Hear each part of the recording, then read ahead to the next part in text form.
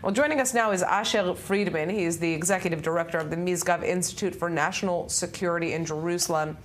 Asher, what messaging have we heard from abroad? Thank you and good afternoon.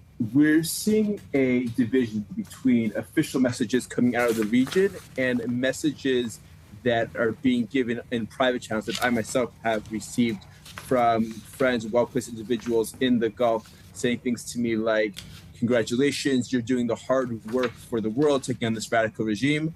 On the official level, the countries, if you look at the countries in the region, the countries of the Gulf, beyond, there is a real concern, a real fear that Iran may attack their critical energy and economic infrastructure. And this could cause major disruption. They would prefer to see Iran's nuclear program stopped or at least delayed via diplomacy. On the other hand, I believe that they're hoping that Israel doesn't go halfway. They're hoping that Israel goes all the way, succeeds in significantly degrading Iran, and therefore eliminates what is a top threat to them as well. Right.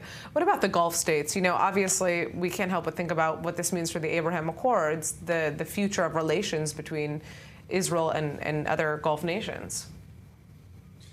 The Abraham Accords have taken the public aspects, the people-to-people, the war and peace aspects of the Abraham Accords have slowed down as a result primarily of the war in Gaza, unrelated to Iran.